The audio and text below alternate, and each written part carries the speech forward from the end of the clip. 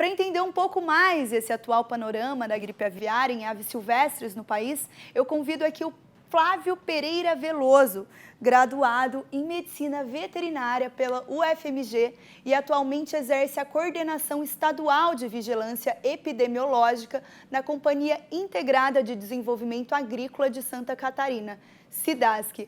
Bom dia, Flávio, tudo bem? Bom dia, Juliana. Bom dia a todos que nos assistem. Tudo bem? Primeiro, eu gostaria de agradecer ao Conselho Federal de Medicina Veterinária e ao Canal Rural pela oportunidade de estar aqui conversando com vocês novamente sobre esse assunto tão importante.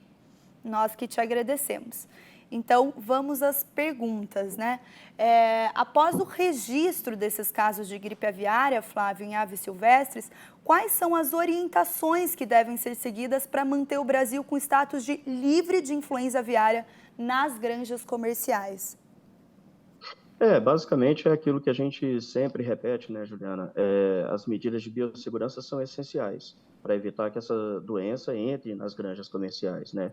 Então, a gente não tem como impedir a ocorrência, a circulação do vírus nas aves migratórias, nas aves silvestres, enfim, aves de vida livre, mas a gente pode impedir que a doença entre, não só a influenza, mas várias doenças, né, de um modo geral, entre no plantel comercial. Então, a primeira orientação é que os produtores mantenham todas as medidas de biossegurança recomendadas e notifiquem qualquer suspeita para que o Serviço Veterinário Oficial faça uma investigação e verifique se trata ou não dessa doença. Certo. E esses casos de gripe aviária em aves silvestres colocam em risco, né, esse status sanitário brasileiro e eles impactam as exportações de carne, frango e de seus derivados? Não, em aves silvestres não tem impacto nesse tipo de transação econômica, né? Porque, como eu falei, ela não tem como evitar, é algo que realmente ocorre na natureza e existe, do ponto de vista comercial, do ponto de vista produtivo, existe uma separação muito grande, né, da produção comercial para as aves de vida livre. O impacto ocorreria mesmo se a doença fosse notificada em aves domésticas, né, que é o que a gente busca evitar ao máximo que isso aconteça. Mas, como você comentou no começo, o Brasil não perde o status de livre de influenza aviária na avicultura comercial em função da ocorrência dessa doença nas aves silvestres. Certo. E quais são, né, você falou das medidas de biossegurança, quais são essas medidas de biossegurança que devem ser adotadas pelos avicultores nas granjas para a proteção do plantel avícola? São todas as medidas que busquem realmente isolar aquele plantel internamente, né? Então, por exemplo, a granja ela deve ser cercada, deve ter uma tela antipássaro para que os pássaros de vida livre não tenham contato com as aves, né, comerciais, com o plantel avícola. Deve ser restringido o acesso de pessoas, principalmente pessoas que não precisam estar ali dentro da granja, né, pessoas que não trabalham ali dentro. E caso alguma pessoa precise entrar, é importante que exija-se que ela adote medidas de higiene também, de preferência trocar roupa, tomar um banho antes de ter acesso às aves, porque a gente pode estar carregando algum agente patogênico na nossa roupa, no sapato, nas unhas, nas mãos. Então, essas medidas de higiene são necessárias quando alguém tiver que ter acesso ao interior da granja. Manter os silos de alimentação isolados para que eles não tenham contato com aves de vida livre, da mesma forma a água que vai abastecer o bebedouro das aves, né?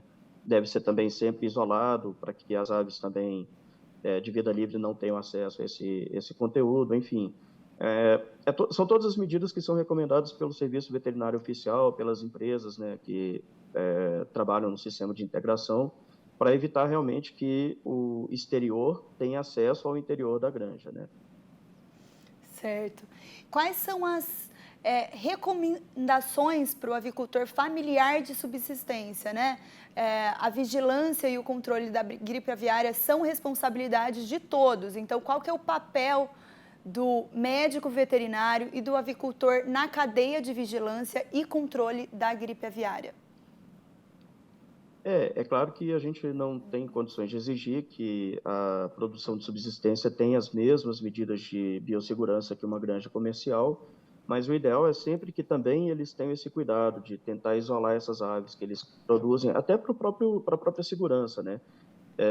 eles manterem essas aves em um local fechado, com tela também para evitar o contato com aves selvagens.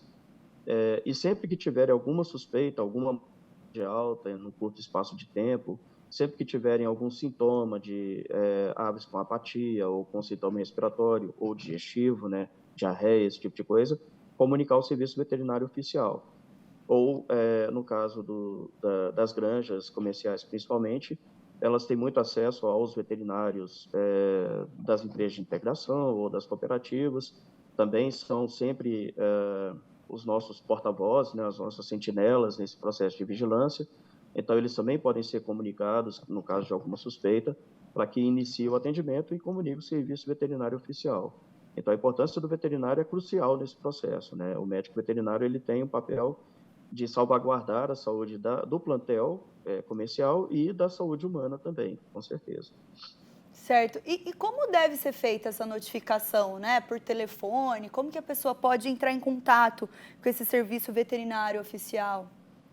O Serviço Veterinário Oficial dos Estados, ele tem o escritório local em algum município, nem sempre é no próprio município onde o produtor reside, mas tem sempre o município, tem sempre o escritório que é responsável por aquele município. Então, o produtor ele pode ter acesso diretamente a esse escritório. Os estados também sempre mantêm um serviço de disque denúncia, que é um 0800, é um número que eles podem ligar para poder fazer essa notificação de suspeita. Então, basta eles procurarem, se informar qual que é esse número, né? Cada estado tem um número diferente. Tem também uma plataforma do próprio Ministério da Agricultura, que é o Sisbravet. Então, se você acessar pela internet, o Sisbravet tem um link para você fazer uma notificação de suspeita. Então, enfim, por e-mail, qualquer forma por telefone, qualquer forma que o produtor encontrar para poder fazer a notificação, ele pode fazer. O importante é não deixar de comunicar qualquer suspeita, qualquer mortalidade anormal, qualquer situação que ele não vivencie frequentemente na propriedade dele. Certo. Muito obrigada, Flávio, pela sua participação, viu? Eu que agradeço, Juliana, e eu queria só destacar que é importante também que as pessoas não fiquem alarmadas em relação a essa doença, no sentido de interromper o consumo de produtos de origem animal, né, de produtos da cadeia produtiva de aves, porque desde que o alimento seja bem cozido, não só por causa da influenza, mas por causa de qualquer outro tipo de patógeno, o alimento seja bem preparado, com higiene adequada, com a cocção adequada, ele não oferece nenhum tipo de risco para o consumo. Então, a gente está enfrentando uma situação que, por enquanto, envolve monitoramento em aves silvestres. Nós estamos com a vigilância bastante reforçada nas granjas comerciais que ainda não foram atingidas né, muito provavelmente não serão. E, portanto, os produtos de origem animal não oferecem esse tipo de risco para o consumidor.